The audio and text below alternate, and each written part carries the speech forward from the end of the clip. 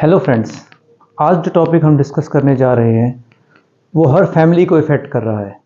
ज़्यादातर पेरेंट्स इस प्रॉब्लम से परेशान हैं, ज़्यादातर अडल्ट्स भी परेशान हैं और ये प्रॉब्लम है ओबेसिटी या मोटापा। अब मोटापे की अगर आप बात करें तो पिछले कुछ डेकेड्स में, पिछले 2-3 डेकेड्स में मोटे लोगों की संख्या एक रॉकेट की तरह से बढ़ी है हमारे देश में। सो मच सो कि आज हम कह सकते हैं कि हमारे देश में एक ओबेसिटी क्राइसिस पैदा हो गई है। अगर आप देखें तो हमारे देश का हर चौथा बंदा आज के दिन ओबीज है। लगभग 25-30% मोस्ट ऑफ द स्टेट्स में आप देखेंगे कि संख्या ओबीज लोगों की लगभग 25 से 30% हर स्टेट में अक्रॉस इंडिया हो चुकी है। और इस टाइम पे वर्ल्ड के 3rd नंबर पे है इंडिया ओबेसिटी में, और अगर यही चलता रहा तो बहुत जल्दी इंडिया सबसे ज़्यादा ओबीज लोगों की कंट्री बन जाएगा। इसको हमने टिकिंग बॉम्ब कहा है। इस हेडिंग में टिकिंग बॉम्ब इसलिए कहा गया है क्योंकि ओबेसिटी ना केवल आपको मोटापा बाहर दिखाई देता है, बट ओबीज लोगों के जितने भी ऑर्गन्स हैं, ब्रेन है, हार्ट है, लीवर है, ये सब भी ओबेसिटी की वजह से डैमेज हो जाते हैं। और इसके कारण ये भी देखा गया कि there can be early loss of life, जल्दी मृत्यु हो सकती है। इसीलिए इसको हम टिकिंग बॉम्ब कह रहे हैं। अब ऐसा नहीं है कि लोगों में अवेयरनेस नहीं है। पिछले कुछ सालों में लोगों में फिजिकल एक्टिविटी को लेके, डाइट को लेके काफ़ी अवेयरनेस बढ़ी है, बट स्टिल अगर आप देखें तो बहुत सी स्टेट हैं जहाँ 30% से ज़्यादा लोग ओबीज हैं। कई स्टेट्स में 20% से ऊपर बच्चे जो हैं, स्कूल गोइंग बच्चे, उनमें ओबेसिटी है। कुछ ऐसी स्टेट्स हैं जहाँ पे आप देखेंगे कि 20% of the house hold overweight हैं, या कुछ ऐसे हाउस होल्ड है जहाँ 10% हाउस होल्ड है हमारी कंट्री के, जहाँ सभी लोग ओबीज हैं। तो इतनी बड़ी तादाद में ये प्रॉब्लम है, और इतनी अवेयरनेस पैदा करने के बाद मीडिया हाउसेस ट्राई कर रहे हैं, हर जगह कोशिश की है, स्टिल ये प्रॉब्लम कम होने के बजाय बढ़ती जा रही है। इस प्रॉब्लम के साथ एक खास बात यह है कि एक 100% प्रिवेंटेबल प्रॉब्लम है। ये एक लाइफस्टाइल डिजीज़ है जो खान पान से, लैक ऑफ एक्सरसाइज से और बाकी चीज़ों से होती है। तो इसको हम इजीली प्रिवेंट कर सकते हैं। पर अगर एक बार किसी को मोटापा आ जाता है तो उस वेट को लूज़ करना बड़ा मुश्किल है। अगर आप प्रॉपर लाइफस्टाइल रखेंगे तो आपको मोटापा नहीं आएगा। पर अगर आपने 15 kg लूज़ करना है, किसी को बहुत ज़्यादा वेट है, उसको 15 kg लूज़ करना है, तो हर 1 किलो लूज़ करना बहुत मुश्किल है। तो इसलिए हमेशा इस बीमारी में हम प्रिवेंशन पे जोर देते हैं बजाय कि ट्रीटमेंट पे। और वर्ल्ड ओबेसिटी फेडरेशन ये कहती है कि जिस स्पीड से ये चेंजेस आ रहे हैं, सोशो इकोनॉमिक स्टेटस और लाइफस्टाइल चेंजेस स्टेट हमारे अक्रॉस दी वर्ल्ड, अगले 9 सालों में 2035 तक दुनिया की लगभग आधी आबादी ओबीज हो जाएगी। तो इससे पहले कि हम समझें कि ओबेसिटी होती क्या है, हम एक बड़ी इंपॉर्टेंट चीज़ समझते हैं, इसको कहते हैं BMI या body mass index. Body mass index होता है आपका weight in kilogram divide by आपकी हाइट इन मीटर स्क्वायर। और इसके चार्ट्स आते हैं, आप इजीली प्लॉट कर सकते हैं। नॉर्मल वैल्यू मेल फीमेल में डिफरेंट होती है, बट लगभग जो नॉर्मल वैल्यू है फॉर इंडियंस ICMR के अकॉर्डिंग वो 18 से 23 के बीच में है। 23 से 25 के बीच में अगर है तो ये ओवरवेट में आता है, और 25 के बियॉन्ड ओबेसिटी है। किसी को 30 से ऊपर अगर BMI है तो वो मॉर्बिडली ओबीज है। तो आप बड़ी आसानी से अपना वेट मेजर कीजिए, हाइट मेजर कीजिए मीटर में, और वेट डिवाइड बाय हाइट का स्क्वायर, इसको निकाले तो आप हर आदमी अपनी BMI निकाल सकता है।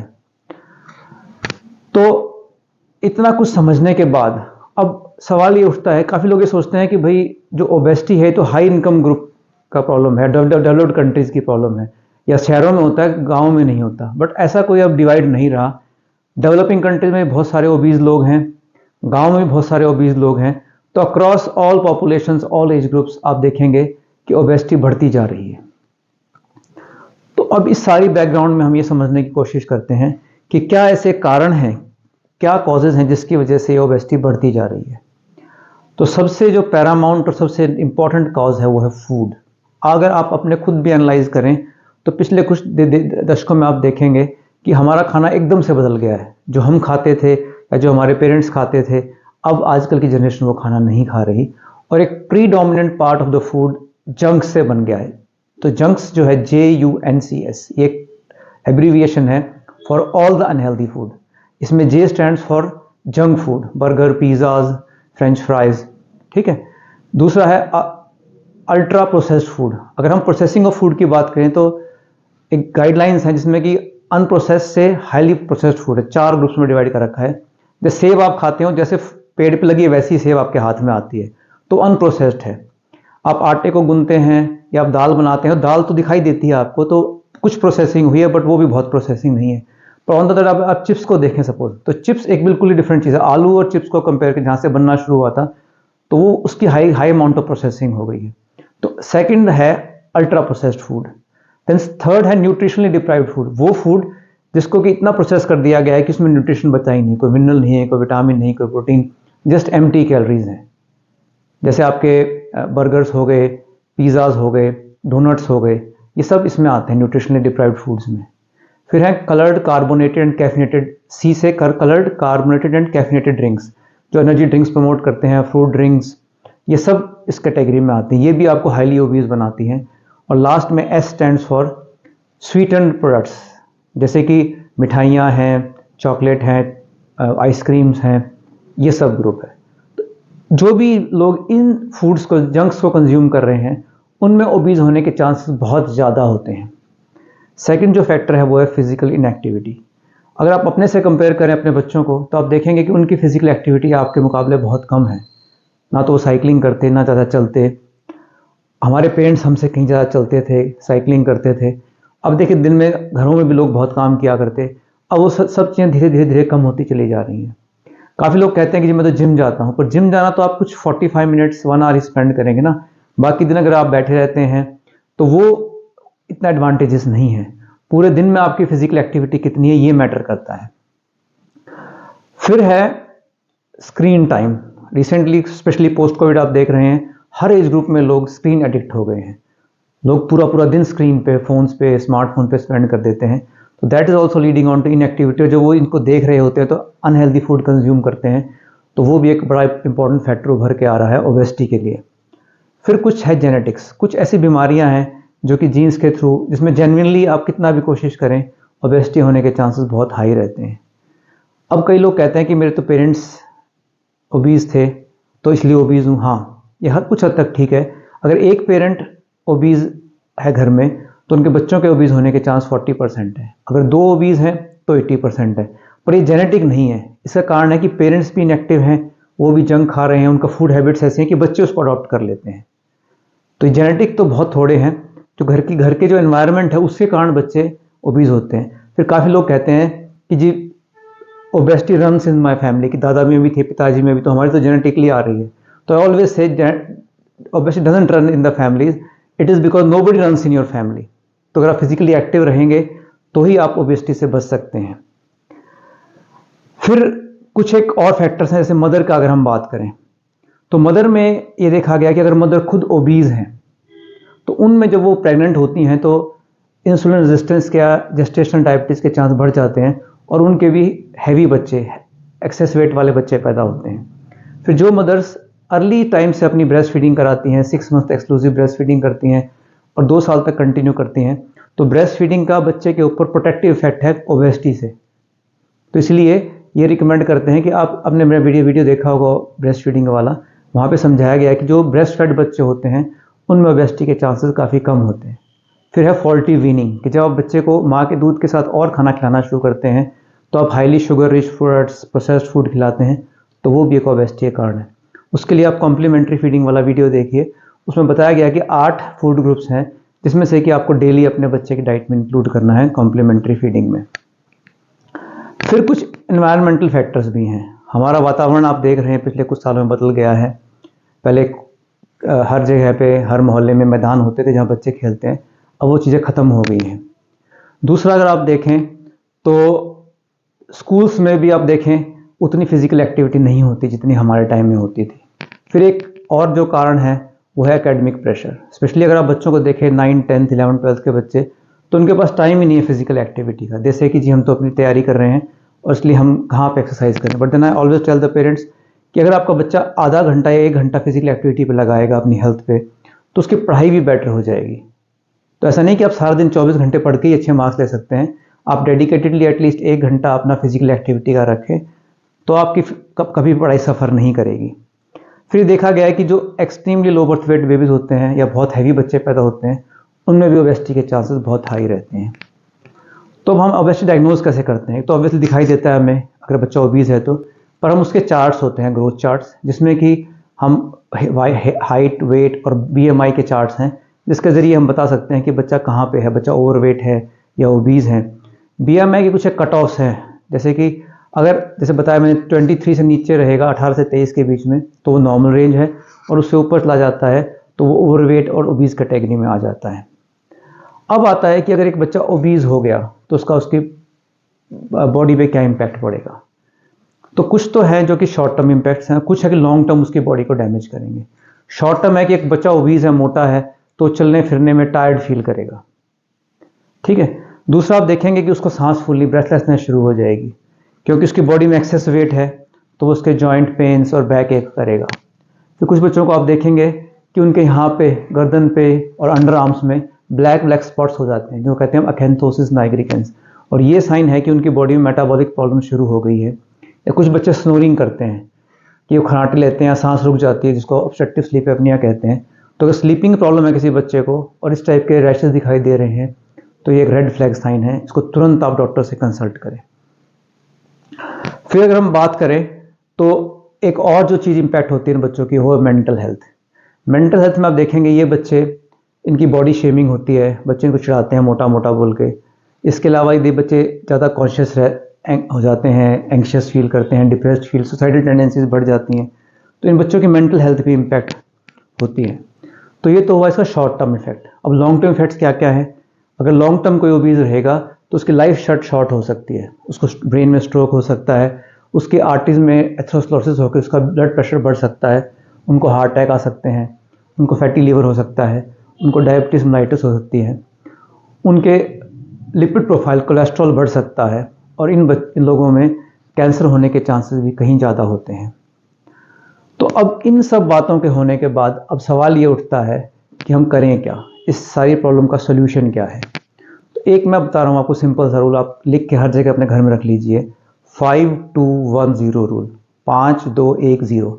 आप at least 5 coloured fruits and vegetable खाएं। दूसरा, 2 घंटे से आपका टोटल जो स्किन एक्सपोजर है, चाहे वो पढ़ाई के लिए है चाहे रिक्रिएशनल है, वो 2 घंटे से कम होना चाहिए। फिर तीसरा है 1 का मतलब है 1 घंटे की विग्रस फिजिकल एक्सरसाइज होनी चाहिए जिसमें कि पसीने निकलाएं आपके। और 0 का मतलब है sweetened, ultra processed food, junks, आपने 0 लेना है। तो always remember and tell everybody 5-2-1-0 rule.